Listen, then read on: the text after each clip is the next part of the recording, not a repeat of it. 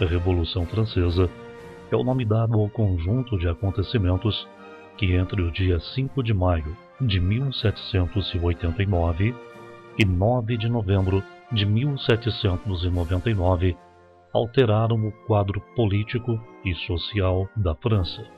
Ela começa com a convocação dos Estados Gerais e a queda da Bastilha, e se encerra com o golpe de Estado do 18 Brumário de Napoleão Bonaparte. Entre as causas estavam o antigo regime e os privilégios do clero e da nobreza.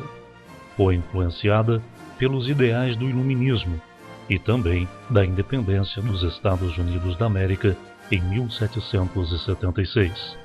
Está entre as maiores revoluções da história da humanidade. A Revolução Francesa é considerada como o acontecimento que deu início à Idade Contemporânea, aboliu a servidão e os direitos feudais e proclamou os princípios universais: liberté, égalité, fraternité, liberdade, igualdade e fraternidade. Frase de autoria de Jean-Jacques Rousseau. Para a França, abriu-se em 1789 o longo período de convulsões políticas do século XIX, fazendo-a passar por várias repúblicas, uma ditadura, uma monarquia constitucional e 2 impérios. Agora, eu quero convidar você para fazer uma viagem através do tempo na história da Revolução Francesa. Um homem se ergueria para insuflar a nação contra um rei vacilante e uma rainha odiada. E uma nova república nasceria do sangue. O sangue da Revolução Francesa. A Revolução viu uma terra feudal dar as costas à tradição aristocrática e enveredar por um novo e violento caminho rumo ao futuro. Isso abalaria as fundações da Europa e seu impacto cruzaria os mares. A Revolução Francesa traria pão para o pobre, democracia à França e estabeleceria uma nova ordem na sociedade. Mas o progresso custaria caro.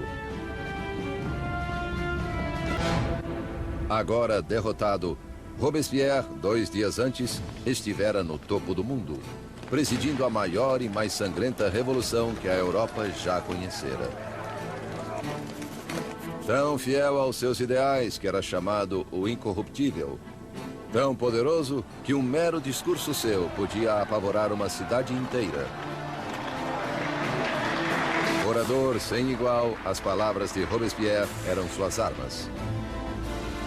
Agora, silenciado por uma bala na mandíbula, aguardava o mesmo fim rápido e brutal que trouxera a tantos outros. A Revolução devorava seus próprios filhos.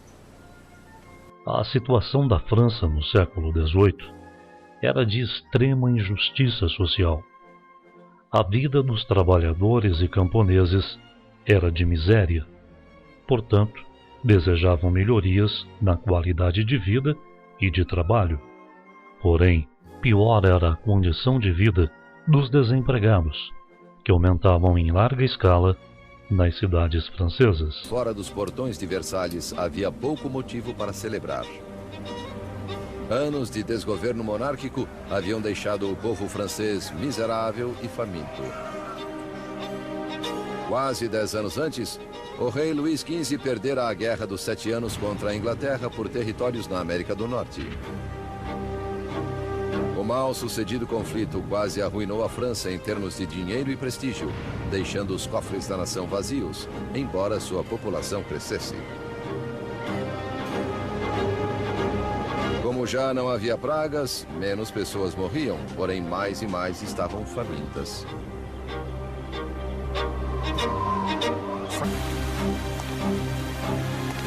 Para um reino em crise, Luís XVI era o pior homem a quem recorrer.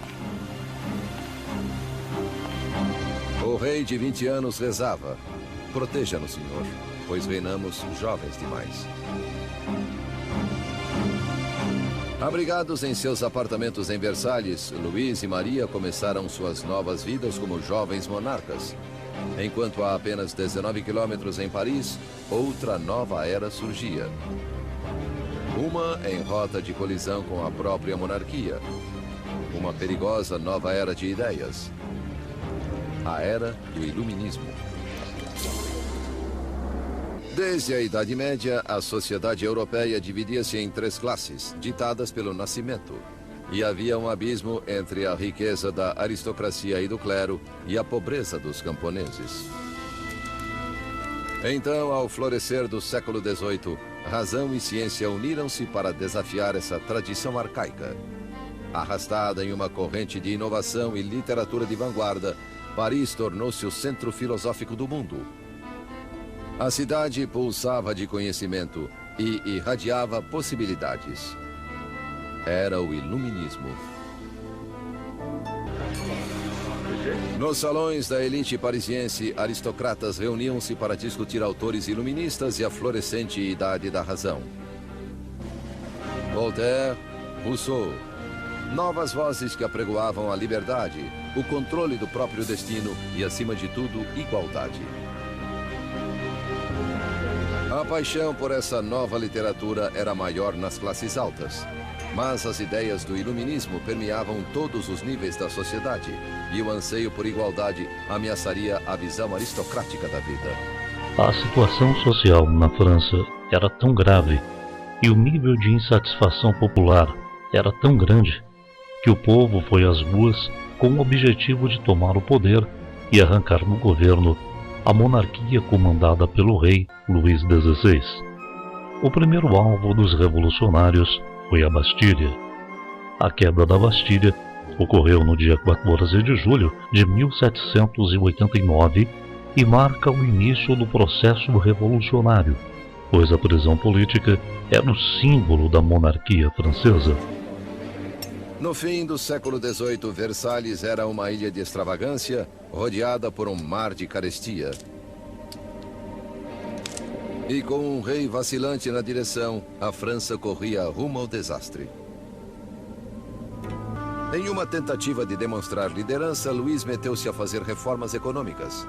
Mas sua intervenção equivocada onerou o povo com pesados impostos, enquanto a nobreza nada pagava.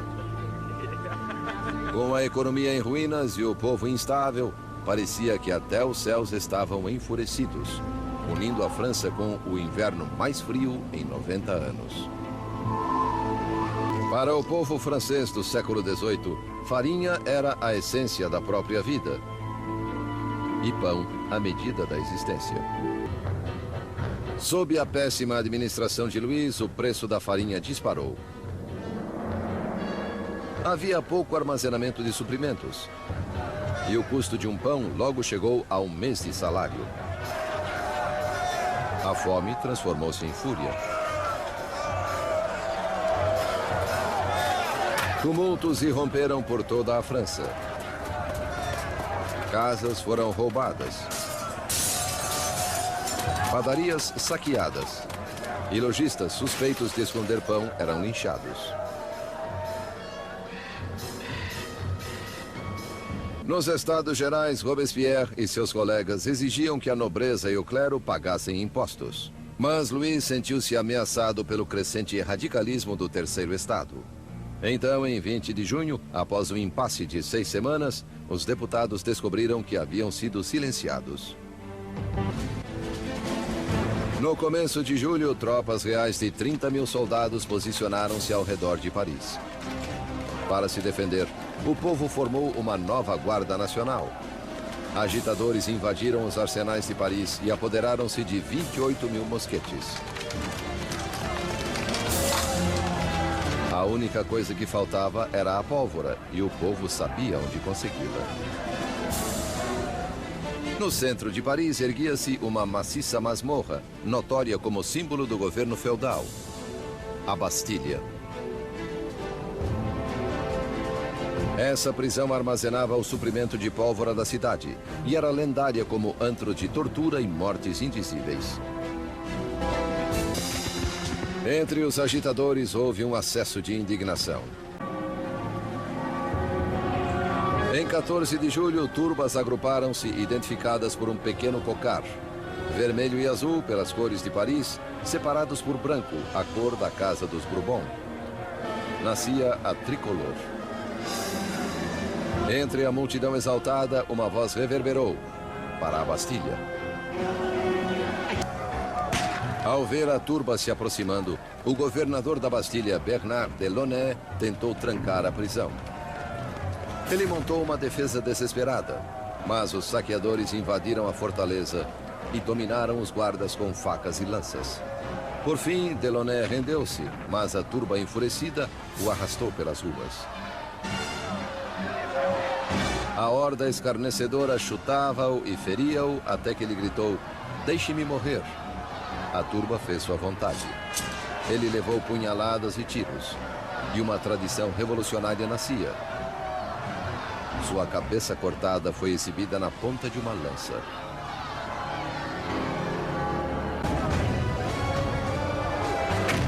A tomada da Bastilha desencadeou a Revolução Francesa. O povo desafiara o seu rei e vencera. Não havia mais volta.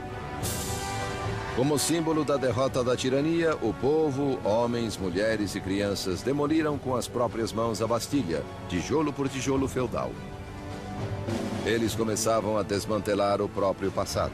O lema dos revolucionários era liberdade, igualdade e fraternidade, pois ele resumia muito bem os desejos do terceiro Estado francês.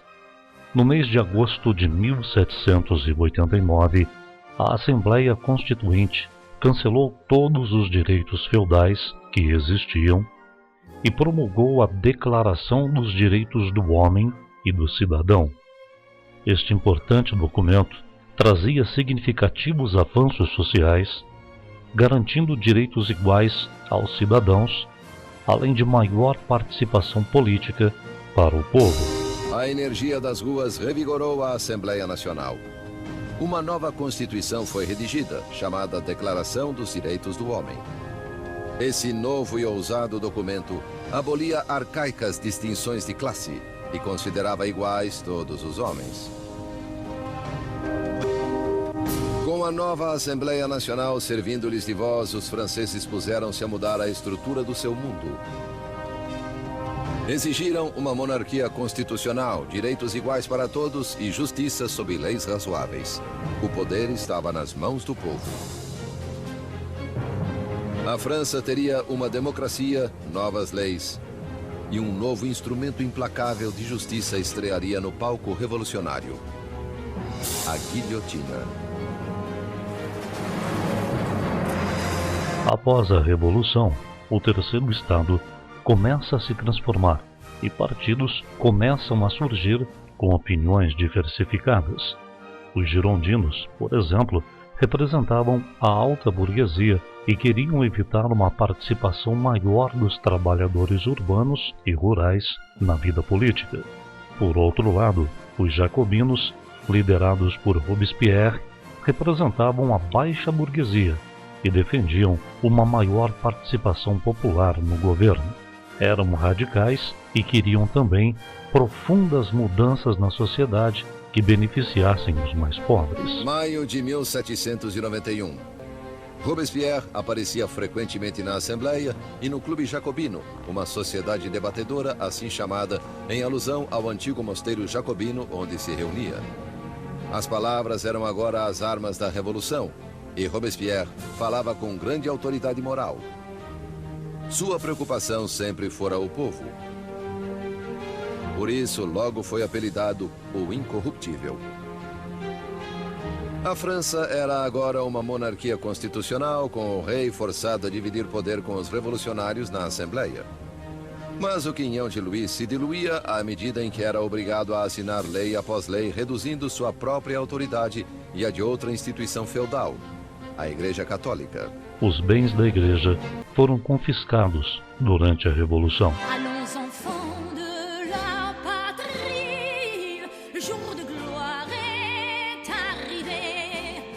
Contre nous de la tyrannie, l'étendard sanglant élevé, l'étendard Em 1792, os radicais, liderados por Robespierre, Danton e Marat, assumem o poder e organizam as guardas nacionais. Estas recebem ordens dos líderes para matar qualquer oposicionista do novo governo.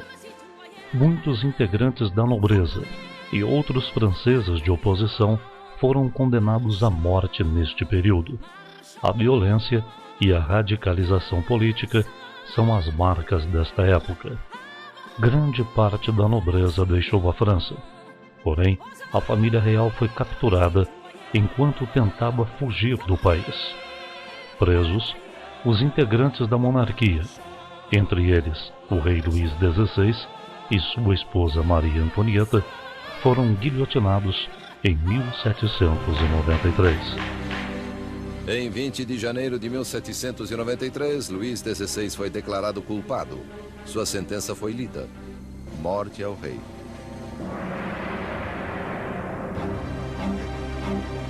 Naquela noite, ele se reuniu com a família brevemente. Calmo diante das lágrimas da família, prometeu voltar na manhã seguinte para um último adeus. Não voltou. Não podia suportar o pesar da família, nem fraquejar no caminho para a guilhotina. Pela manhã, uma carruagem levou Luís ao cadafalso. Ele se dirigiu estoicamente para a lâmina.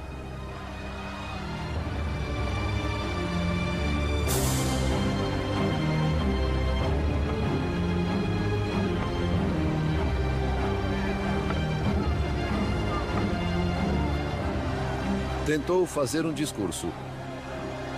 Esperei que minha morte fosse pela felicidade de meu povo.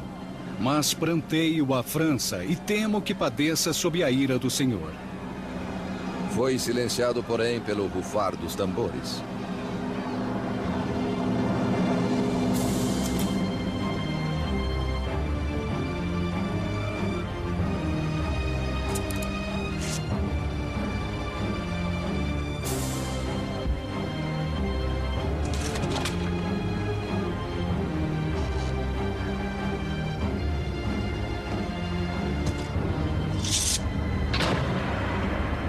Às 10h22 da manhã, o homem que outrora fora rei não era mais nada. Na prisão do templo, Maria ouviu os canhonaços anunciando a morte do seu marido. Desmaiou de desespero. O rei estava morto. Os revolucionários vitoriosos. A execução de Luís XVI marcou a vitória definitiva dos revolucionários. Foi o momento em que uma jovem nação, a República Francesa, literalmente nasceu do sangue. 8 meses após a execução do seu marido, Maria Antonieta foi encarcerada aqui, em uma imunda cela, totalmente só.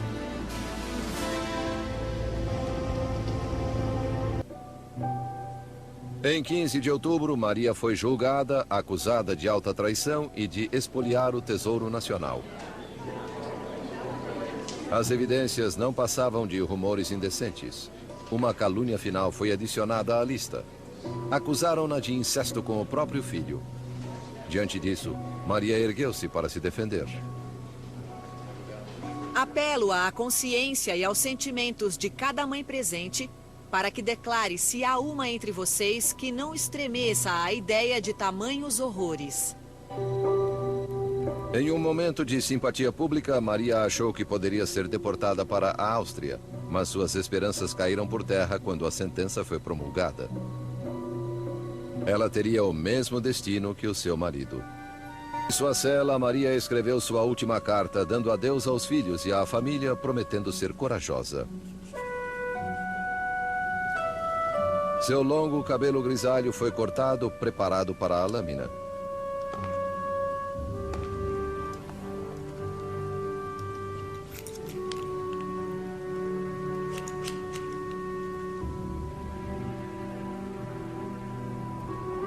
Suas mãos foram atadas.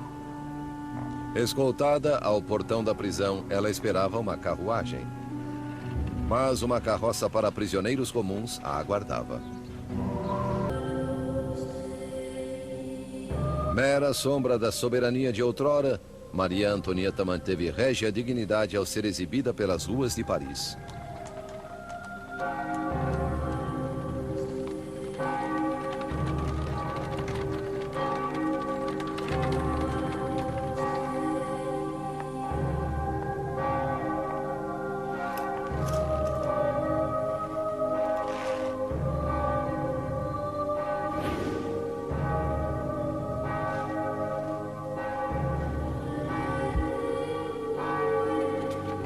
Seu nome e as acusações contra ela foram lidas.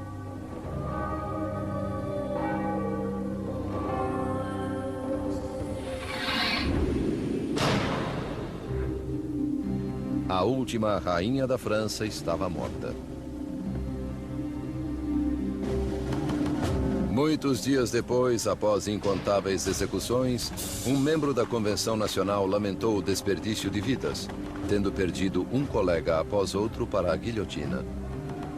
A revolução é como Saturno devorando os próprios filhos, ele disse. Danton respondeu: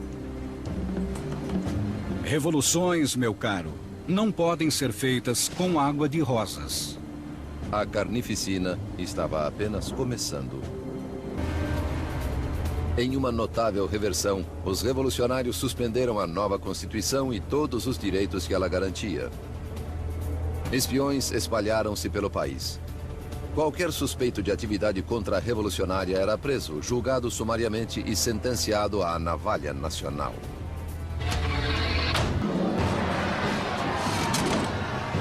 A menor suspeita podia mandar alguém para o cadafalso.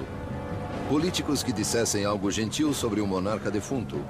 Qualquer um que empregasse o formal monsieur ou madame ao invés da nova forma de tratamento, cidadão e cidadã. A paranoia estava no ar. Vizinhos denunciavam vizinhos. O rolar das carroças da morte ressoava por Paris.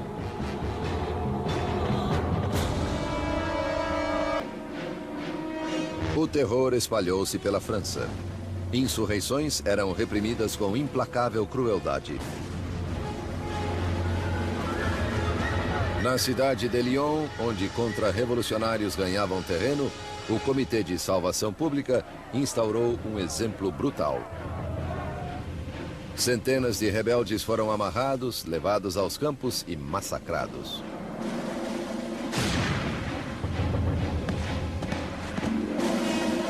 A região de Vendée, no oeste da França, tornara-se outro baluarte contra-revolucionário. Rebeldes e padres foram amarrados e colocados em barcos cheios que eram impiedosamente postos a pique. Mais de 100 mil pessoas foram mortas só em Vendée. Em Paris, a guilhotina caía em um ritmo cada vez mais frenético.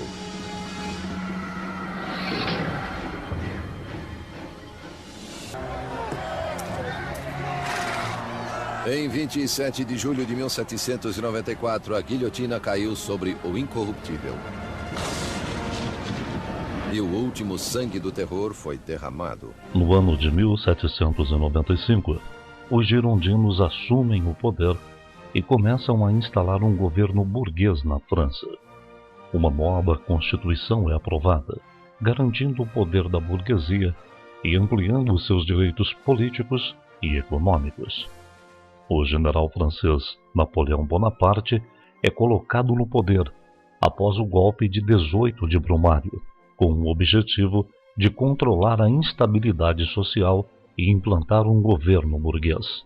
Napoleão assume o cargo de primeiro cônsul da França, instaurando uma ditadura. A França entraria em um período de incerteza, paralisada entre o medo de outro terror ou do retorno da monarquia tirânica que o precedera. 5 anos de estagnação passariam antes que o poder de novo se consolidasse nas mãos de um único homem, Napoleão Bonaparte.